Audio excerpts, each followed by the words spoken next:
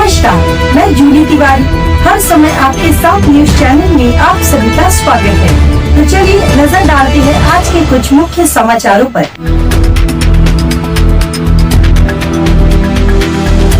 उल्हासनगर महापालिका में शिवसेना भाजपा की युति। महापौर टीम ओमी कलानी गट का, उप महापौर भाजपा का। आखिरकार उल्हासनगर महानगर पालिका में शिवसेना और भाजपा की युति सफल रही। शिवसेना के सहयोग से टीम ओमी कलानी टीओके गुट का महापौर उल्हासनगर महानगर पालिका में विराजमान होगा, जबकि उप महापौर पद भाजपा को सौंपा गया है। राजनीतिक सूत्रों के अनुसार एक रात में हुए बदलाव ने महापालिका के सत्ता समीकरण में बड़ा फेरबदल कर दिया है। शिवसेना के पास 2 वंचित बहुजन आघाड़ी के नगर सेवक और एक अपक्ष नगर सेवक होने के बावजूद उप महापौर पद भाजपा को सौंपने का निर्णय चर्चा का विषय बन गया है। महापौर पद के लिए टीम ओमी कलानी गुट की अश्विनी नाइक और उप महापौर पद के लिए भाजपा के अमर लुंड ने अपने अपने अर्ज उल्लासनगर महानगर पालिका सचिवालय में प्रस्तुत किए। इस अवसर पर खासदार श्रीकांत शिंदे भी उपस्थित रहे। इस युति के साथ उल्लासनगर महानगर पालिका में सत्ता का समीकरण अब नया रूप ले चुका है। केंद्रामध्ये एनडीएचं सरकार आहे।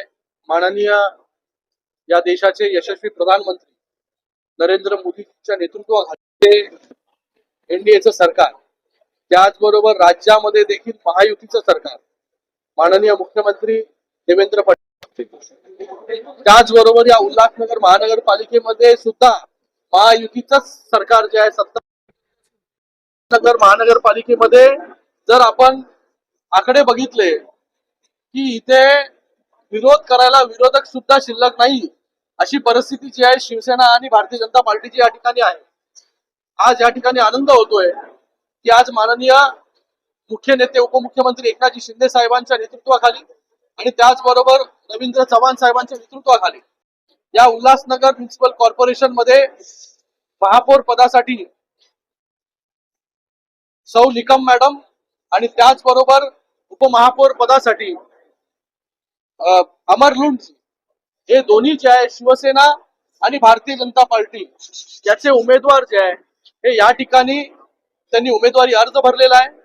या उल्हासनगर म्युनिसिपल कॉर्पोरेशन मध्ये Shiv Sena, Bharatiya Janata party, Sai party, Vanchit Bahujan Aghadi, RPI, तो बचा क्या अपक्ष और जे काय अपक्ष, हे सगळे जे आहेत या सगळ्यांची सत्ता जी आहे ही या ठिकाणी बसलेली आहे।